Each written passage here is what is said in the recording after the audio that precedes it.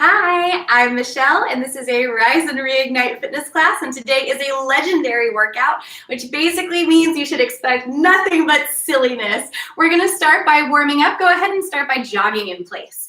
So what a legendary workout is, if you're a newcomer and this is your maiden voyage, it is a workout where we split up our workouts into 4 different segments, and in those 4 different segments, we tell these different stories. And so all of our moves are all surrounding these stories. So if you're looking for a workout to get really distracted, really engaged in something that's not necessarily a push-up, we will do some of those, but feel really intrigued by a story, some other stimuli, that's what this workout is all about. So we start with a warm-up. We're gonna start here for 5, 4, 3, 2, 1, come to standing. You're gonna reach forward, lunge, and pull to the side. Oh yeah, that's right, that's so good. Come up and reach to the other side. My hip flexors are loving this right now. Breathe in and out. You can do this at your own pace. You don't need to overextend yourself. This really isn't about a workout right here in this moment. This is mostly about just getting your body ready for what's to come. So the structure is going to be, we're going to have about 7.5 minutes of working out, and then a 1-minute cardio blast. And that cardio blast, I want you to give it your all. We're going to do 2 more just like this. Take it to the side, and 1 more. Take it to the side, and take it up. Come to center. Bring your arms forward in front of you. Open up your chest to one side, and open up to the other. Breathe, nice and steady. Today, we will be traveling frequently to the underworld. That's sort of the focus of today's class, course, whatever you want to call it. Every single, genre of myth or legend has these stories of people going down to the underworld. A lot of times, it's because they lost somebody, right? You lose a loved one, and you're like, I've only got one option now. It's time to go down and get them back up here. You got 2 more, and your last one, take it forward, bring it down. You're gonna bring those legs nice and wide. You're gonna touch down and touch one toe. Oh, yes. I love this feeling on my hamstrings so much. You should feel this in your back, in your shoulders, and your hamstrings. So the other place in underworld is used is sort of like as a temporary place saviors go to before they come back again. And so that also happens quite frequently in myths and legends too. Someone dies on behalf of other people, and then they come back. Famously in Western stuff, a lot of that is based on Jesus, including even like Harry Potter, spoiler alert, has, characters that in the act of saving people end up somehow being deceased in some way, shape, or form. Last 2 right here, we're gonna come back and we're gonna jog in place. So you see these kinds of things come up again and again and again, and we're gonna cover a whole slew of them today, or rather 4 of them. And not all of them follow this pattern of someone dying and people going down to go save that person. Some of them have other interactions with the underworld. So we're gonna get a nice little look at a whole bunch of things. We're gonna be here for another 5 seconds. You got 5, 4, 3, 2, and 1. Go ahead and come down. We're gonna go ahead and start with our heavier set of hand weights. So our first set, we're gonna focus on some arm work while we also tell the story. The rest of the exercise, we'll sometimes use weights, sometimes not, but this is really our arm session. Bring those weights to 90-degree angles, and we're gonna start just with a little bit of an introduction.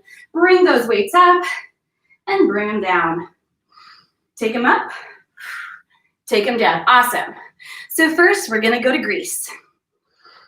Greece has a lot of stories. Greek mythology has a lot of stories where people end up somehow in the underworld. A lot of times, it ends up like totally no bueno.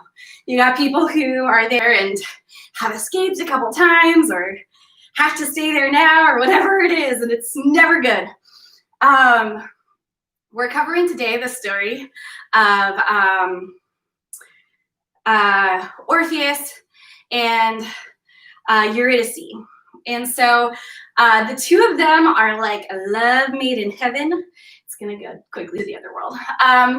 This guy is like a well-known, renowned poet. I mean, who doesn't want that? and the girl is a nymph of some kind. Hold all the way up in this one. And so their wedding, we're gonna punch up and up, is like a match for the decades. This is the wedding of the season.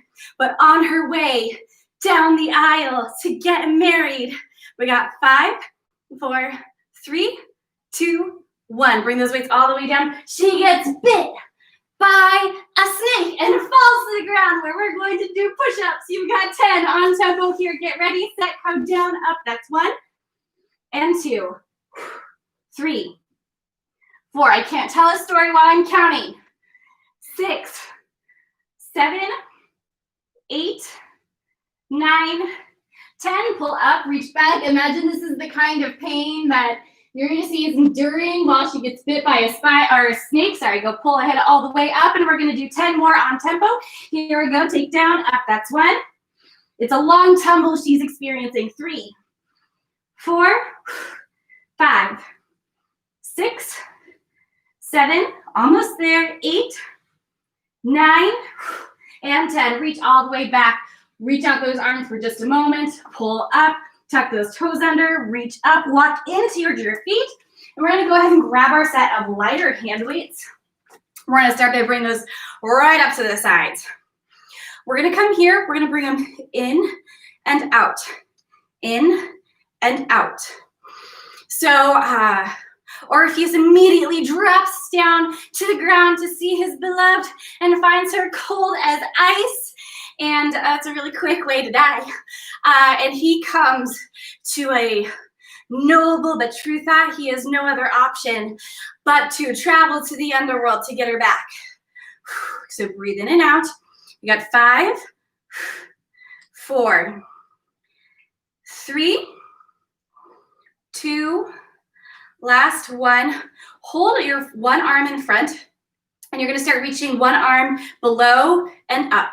Below and up. This is us strumming a lyre, much like he did on his way to the underworld. Yes, he is a poet and a musician, a beloved and well-known one. And on his way down, he is so incredibly good at singing that even the three-headed dog just falls asleep listening to this beautiful music. You're gonna lift that arm up and start strumming the other way. Why? Because you are ambidextrous.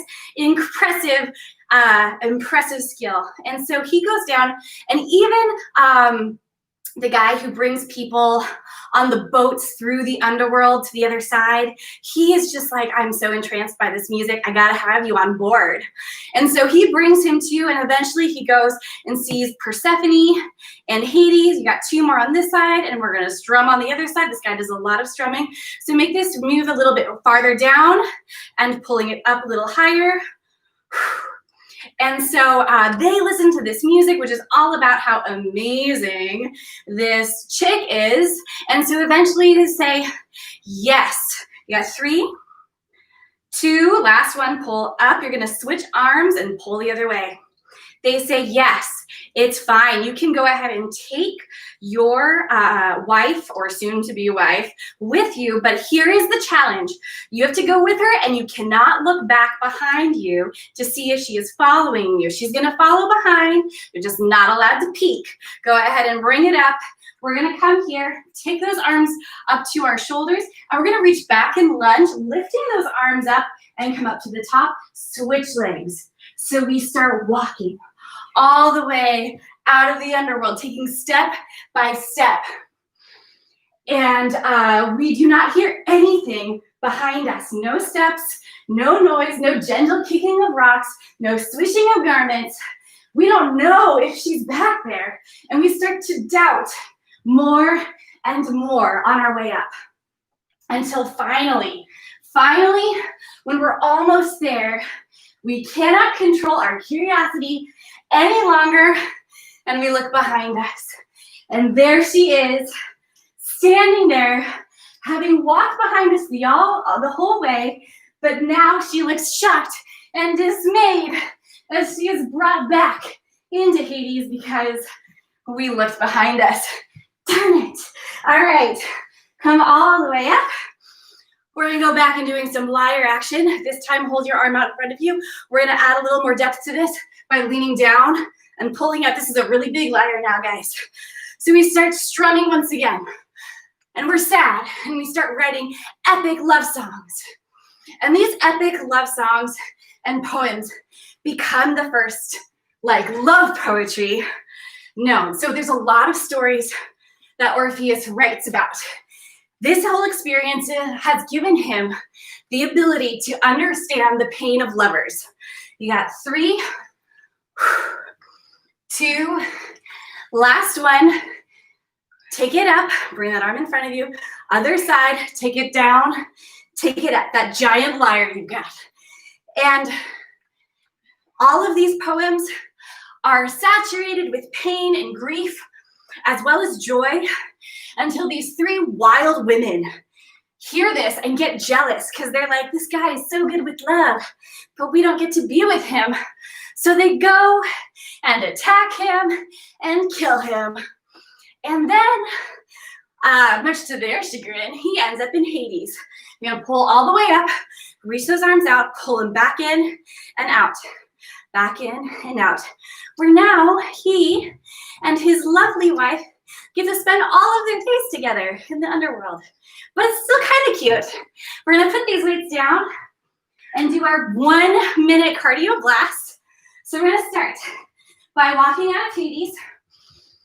We get concerned, you're gonna sit down in a lunge, in a squat and keep going. You're gonna sit down in a squat and keep going. And then you're gonna turn around and squat. Oh no, you left, run. And you're gonna squat, keep going. Keep your nerves about you, don't look back. Keep going. And squat, keep going. And then you look. Oh no, you left. She can't come back with you anymore. And squat, keep going. Keep running, squat, keep running. Get really low, guys. Squat, keep running. And you turn around and squat. You looked back. Death to you. Not yet, but soon. And you gotta squat, keep going. And squat, keep going. You only have 15 or 10 seconds left. Keep going, turn around and squat. You looked naughty. And you gotta squat one more time. You're gonna turn around and squat and you're done. Excellent work, except really poor job on that whole not looking thing. You did that a lot in that particular segment. You've got 30 seconds here now to recoup, bring your breath back, bring your heart rate back, and we're gonna jump into our next story. Next, we're going to travel to some Norse mythology, where there's all sorts of stuff about, thunder and epicness. And so I figured this would be a good time to develop like our thunderous thighs and make them really awesome and have really epic thunderous thighs. So we're gonna focus a lot on the thighs in this next move.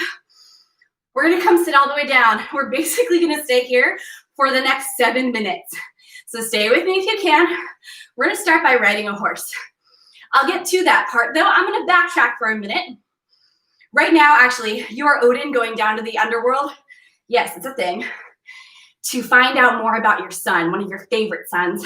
But meanwhile, back at the ranch, there is this son named Balder. Balder is courageous, beautiful, wonderful, beautiful, and great, and beautiful. And he is this really awesome guy that everyone loves, except he starts having these dreams at night. He dreams of his death. What's freaky though, if that were not freaky enough, is his mom, Frigg, also starts having these dreams. So they both feel a little bit concerned, a little bit worried that their son that he's gonna die, that Balder's gonna die.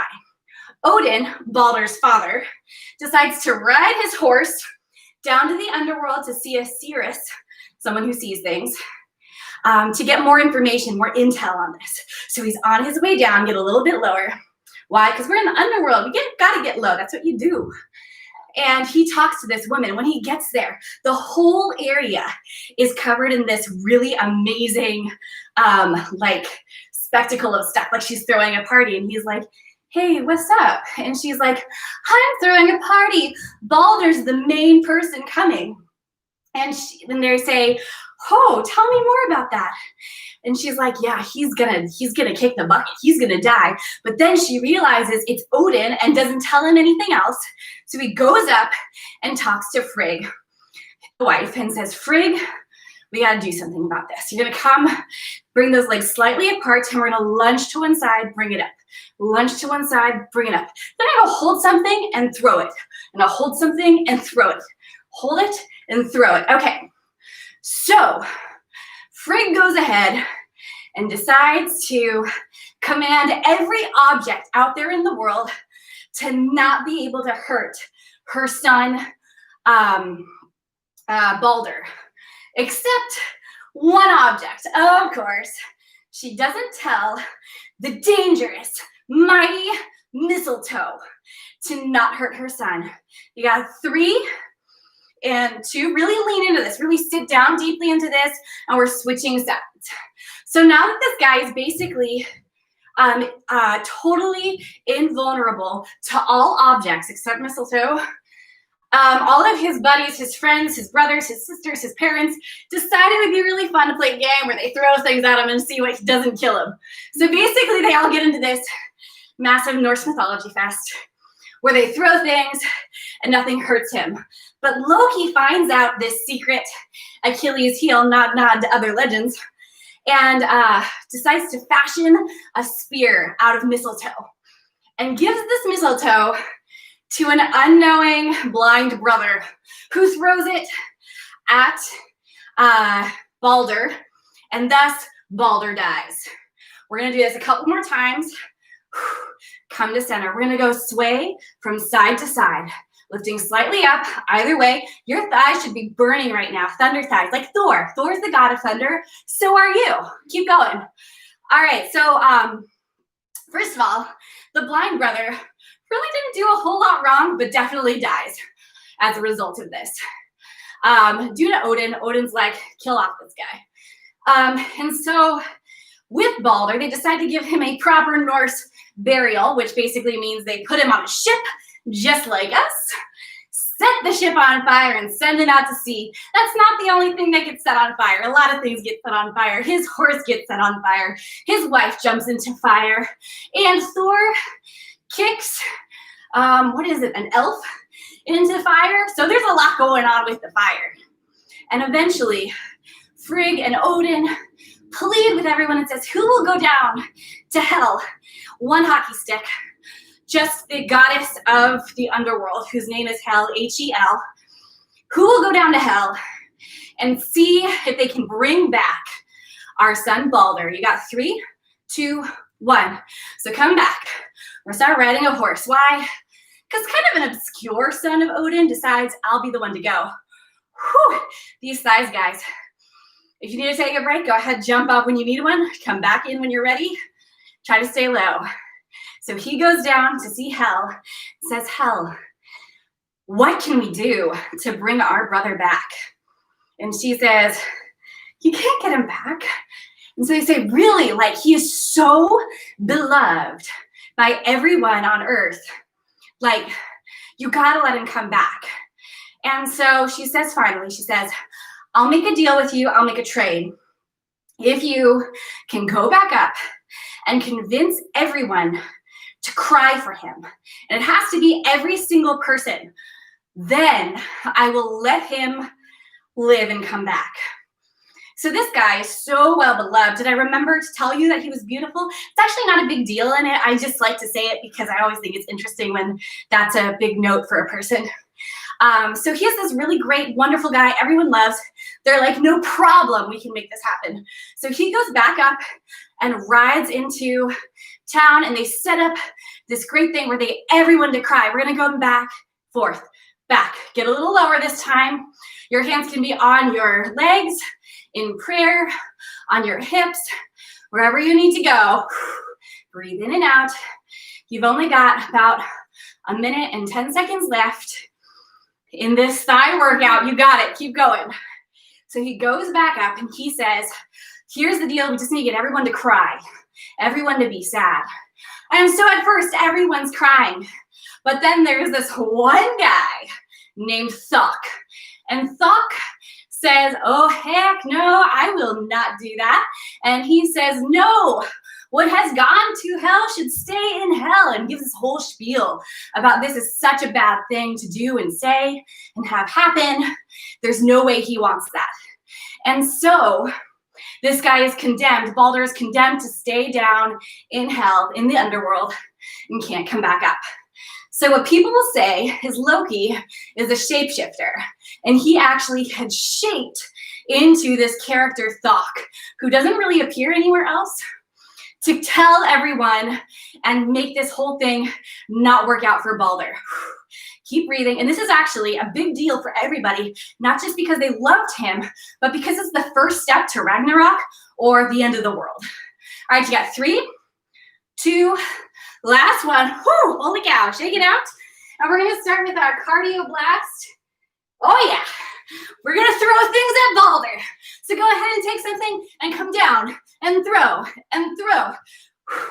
It's a fun game when you throw things at your brother and see how it ricochets off. Breathe in and out as you pass side to side to side. So lunge a little deeper.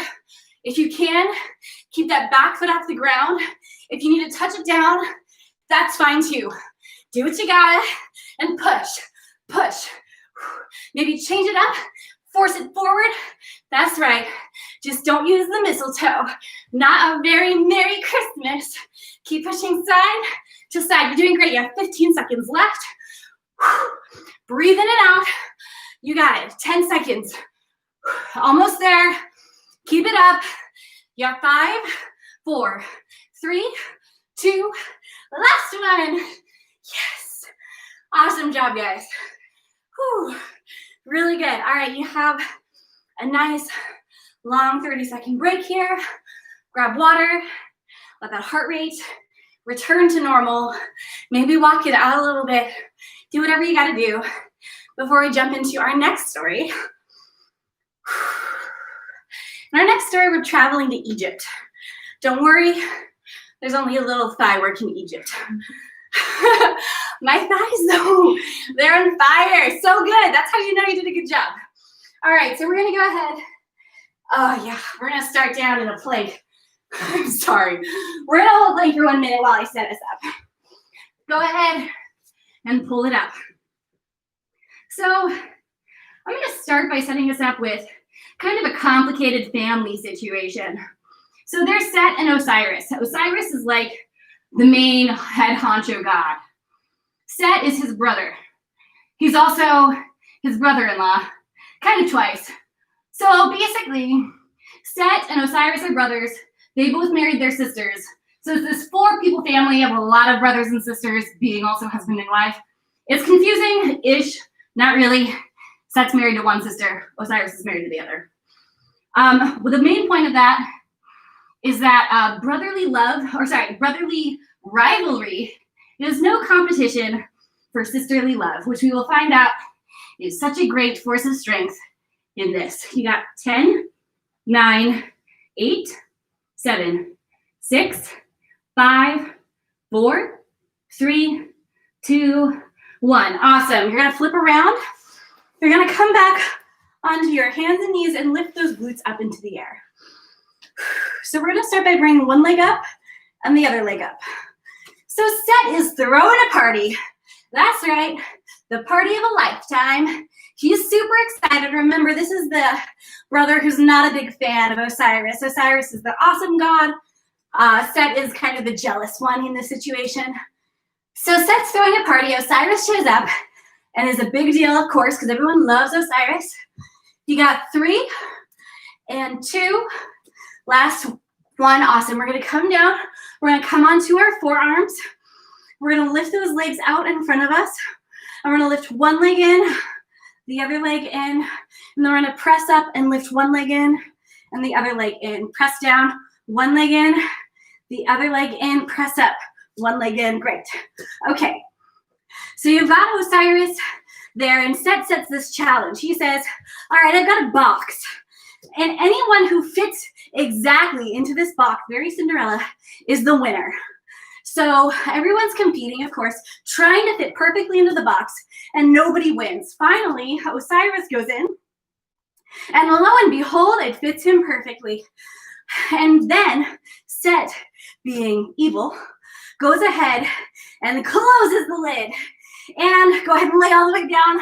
You're stuck there in the box. It is a coffin. Who knew?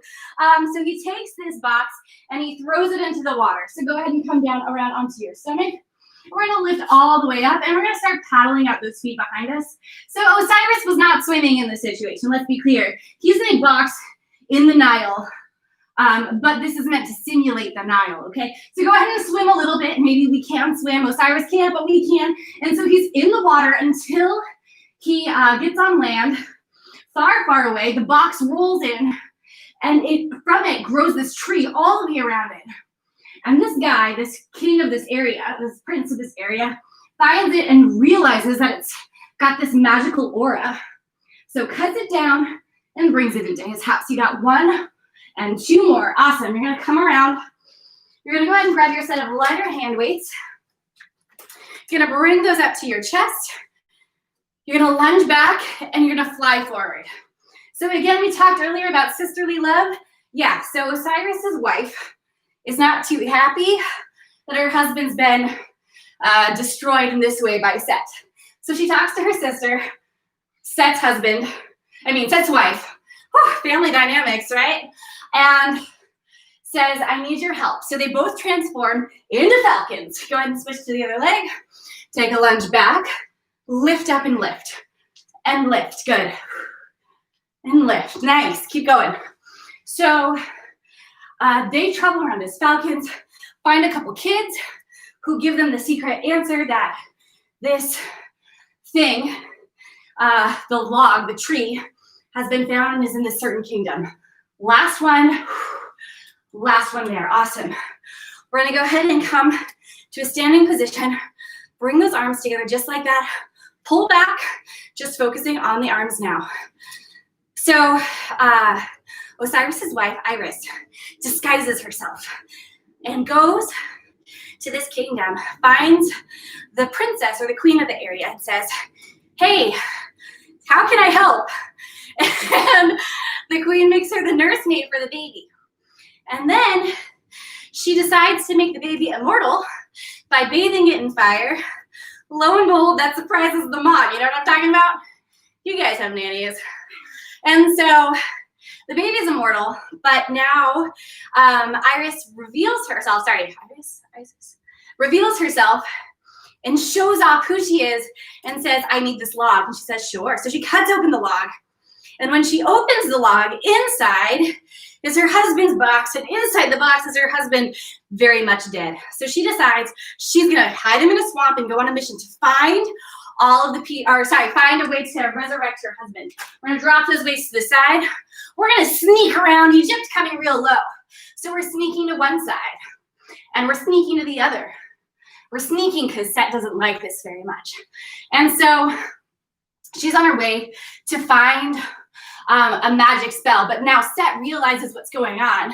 He decides to hack his brother into lots of little pieces and spread them all over Egypt. So now he's like really, really, really dead. And so now when she gets back, and even though she knows how to bring him back from the dead, she can't because all the pieces are spread around. So she goes to one side, picks up a piece of her dead husband, and goes to the other side. And finally, moving around Egypt, picks up all the pieces and gives them each individual funerals to help respect and love and cherish the memory, to bring him back to life. Unfortunately, one piece is unable to be recovered. So even though most of him is Frankenstein back together, he comes to life, but he has to go back, or he has to go down to the underworld and rule there because a part of him is still missing. Before he goes, he and his wife get frisky, and she conceives, and then later she has a baby. And the baby is Horus, that guy with the eagle head and the human body. And he eventually avenges his father and kills Set. Dun, dun, dun. Family rivalry completed, which is great for all parties involved in the end. All right, we gotta do one more time this way. Take it over, reach down, pull up, shake it out. Awesome job. We're gonna go ahead and enter our 1 minute cardio blast. Whew. Okay, what was that? We're gonna come down to the ground. I don't remember exactly how to do this, but we're gonna make it live as we go. We're gonna reach forward, grabbing pieces of the body, and then reach up and down, putting together pieces of the body. So you're gonna 4 on the ground, 4 up in the air. And reach, 2, 3, 4, come up, and reach and pull in. 2, 3, 4, come down. You got 1, 2, 3, 4, pull it up. You're gonna reach and pull down. 2, 3, 4, awesome, come back down. Take it in, 2, 3, 4, pull it up, take it in, 2, 3, and 4, crank it down, awesome, pull it in, 2, 3, 4, pull it up. You got 10 seconds left here, that's all. Pull it down, pull it in, 2, 3, 4, collect all the pieces. You can't come back to life without all of them. Last one, and you're done. Whew. Oh, it's hard work to reassemble a human. Humpty Dumpty's King's men, you know what I'm talking about? They just, no wonder they couldn't do it.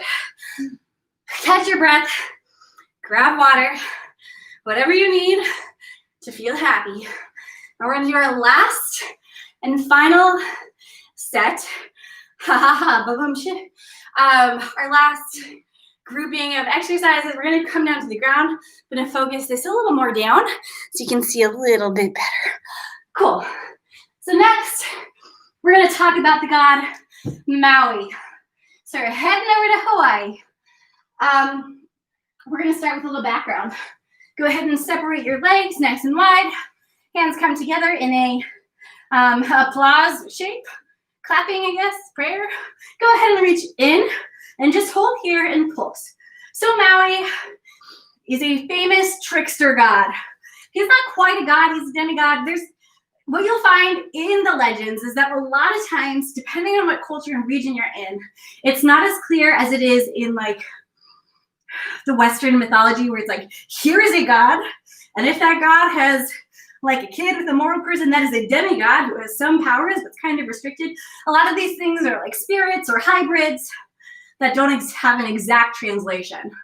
So Maui is a demigod who does a lot of awesome stuff, but he's also a trickster. You got 5, 4, 3, 2, 1. Take it all the way down, lift those legs up in the air and start fluttering them. You can flutter them here just like this. This gives you an ab workout, or you can roll your hands behind your head and lift yourself up just a little bit higher to get a little more of those abs engaged. So this is fire. One day, Maui was looking at fire and was like, I wonder where that comes from. I would like to find out. In fact, I would like to be responsible for finding out. So one day after everyone goes to sleep, he puts out all the fire that exists. Maui, pull it together. So everyone wakes up the next day and they're like, dude, I'm cold and I'm hungry, but I can't eat anything because I can't cook anything. And I can't light a fire to get warm because there isn't any. So Maui's like, okay, I'll go find out how to get fire. So he decides he's going to go down to the underworld. Go ahead and pull your legs up. Hands come right underneath your booty. Start walking those legs down and start walking them up. This is us walking to the underworld again. You can decide to pull your upper body up and hold there as you walk.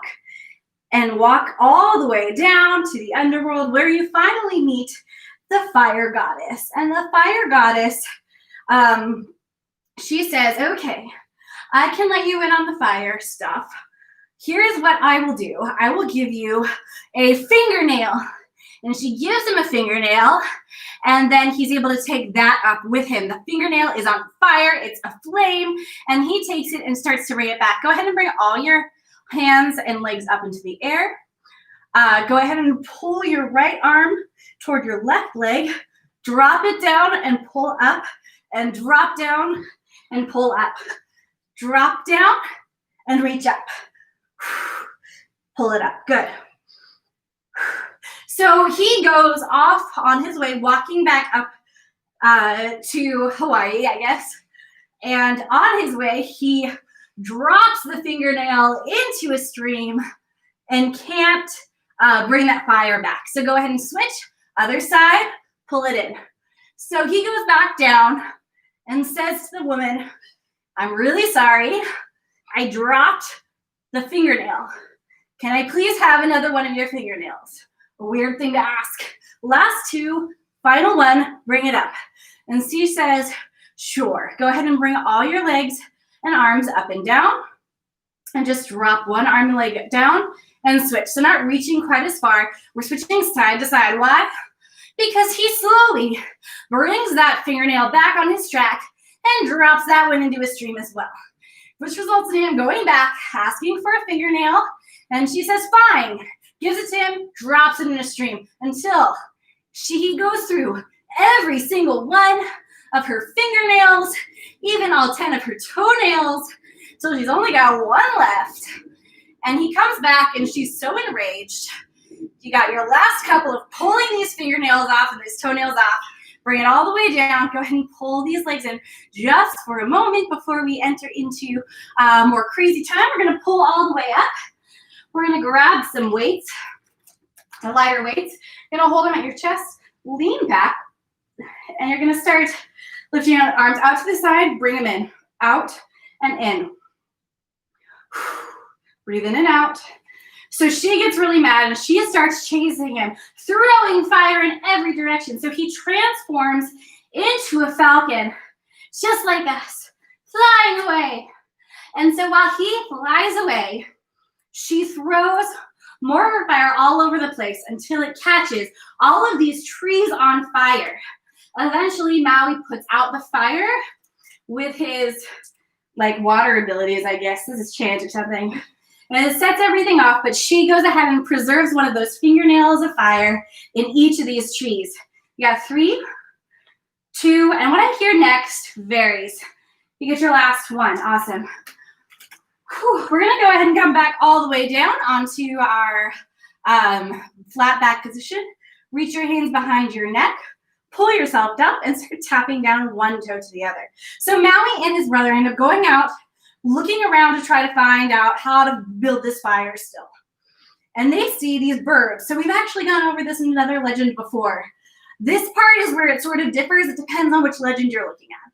So he goes out, finds these birds, and the birds are able to create fire, but as soon as they see someone coming, they put it out, these hens. And so they go around trying to catch these birds until eventually Maui decides to put himself as a dummy into a boat. So fakes out these birds by sending that dummy in the boat out into the water. And they think he's gone, so they set the fire. And so he comes back. He starts to grab this hen, shake it around, even sticks its head into the fire to get it to tell him how it created the fire. Until eventually, you've got 5, 4, 3, 2, 1. Bring those legs down, pull all the way up. You're going to grab just one of your heavier weights if you've got one near you. Pull yourself back a little bit and twist side to side. And so the birds finally tell him, hey, you take this wood from this tree, one of the trees the woman had put her magic fingernail into, and you take this wood from this tree, another one, and you mix them together, you rub them together real fast until they spark with all that friction. And so that is how Maui learns to create fire from these trees that this woman spread her fingernails into. You're almost there, and then he brings that back and gives that gift, sort of gift, to everyone else. You got 5, 4, 3, 2, last one. Go ahead and pull that weight down. You're gonna come up. We're about to start our cardio blast. You're gonna lift up into a downward dog. And here you're going to take a fingernail, take a toenail. Fingernail, toenail, fingernail, toenail, fingernail, toenail. As you pass from side to side, touching those toes of fire. Breathe in and out. Try to come all the way into a flat back plank. And then reach all the way up into that downward dog. Make it a full body movement here. Fire doesn't mess with you, you don't mess with fire. That's why you make this movement nice, big, strong, powerful movement. Breathe in and out. You're doing great. Hang in there. Keep going. You got about 15 seconds left. Power through. This is your last thing, and then we stretch it out. 10 more seconds. You're doing great. Keep going. 5 more. You're almost there. You got 3, 2, and 1. Awesome. Bring it all the way down. Oh, great work today, guys. Really good job. We're going to start our stretching down here on the floor. Go ahead and bring those legs far apart. Dig those heels in. Press your hands back behind you and inch yourself forward just a little bit more.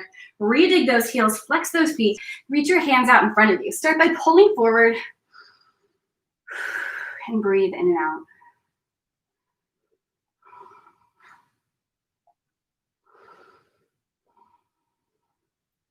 Reach just a little bit farther forward.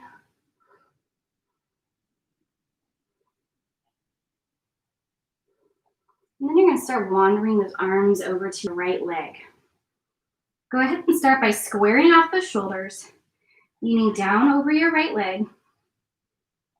Use each breath as you exhale and let all that air out to get closer to this leg.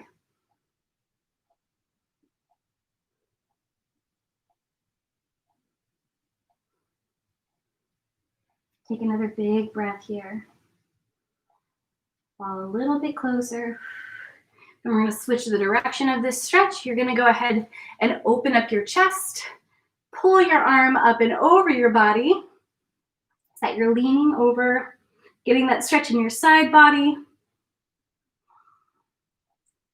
Breathe here. One more big breath. And start reaching those hands down, walking through the center line of your body over to your left leg. Again, here, square your shoulders. Breathe in, let your stomach and chest expand, and as you breathe out, let your body contract as you grow closer to this leg.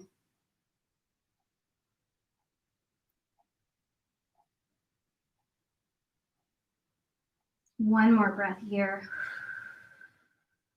As you pull yourself a little bit closer, square those shoulders. And we're going to switch it up. We're going to turn toward the center line or open up our chest to the center.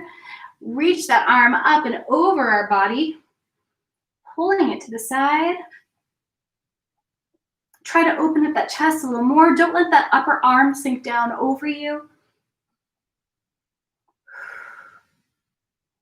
Breathe in and out. One more breath here and reach all the way up and over. We're going to go ahead and sit down all the way onto a flat back. You're going to lift your leg up and pull that leg in so you're coming into a figure 4 stretch. Ooh, yeah. Oh, mama, that's so good.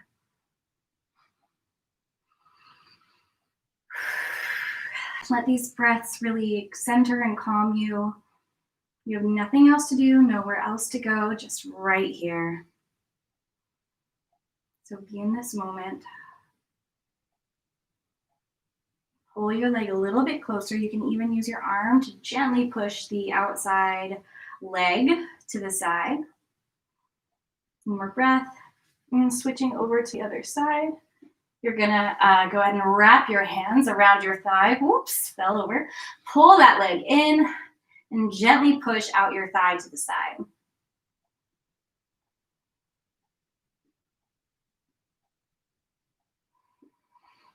Deep breath in and out.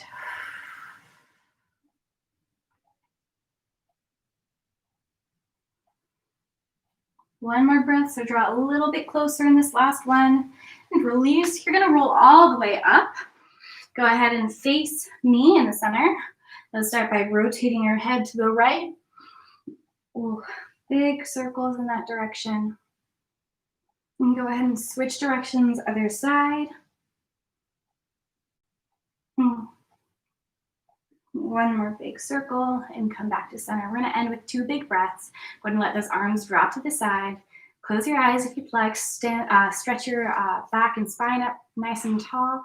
Pull in, reaching those arms up toward the ceiling as you breathe in, and then breathe out, letting those arms come down to the sides. We're going to do one more breath here. Go ahead and pull those arms in, lifting up, letting your air fill you up. And then exhale, letting it all go. Breathing out. Thank you guys so much for coming out today. I love getting to see you, and I will see you again soon. If you haven't already, subscribe to the channel. Let your friends know so that you can all work out together. There's always a great thing to do with friends, especially in this time when it's so hard to find connections. So I love you guys, and I will talk to you soon. Bye.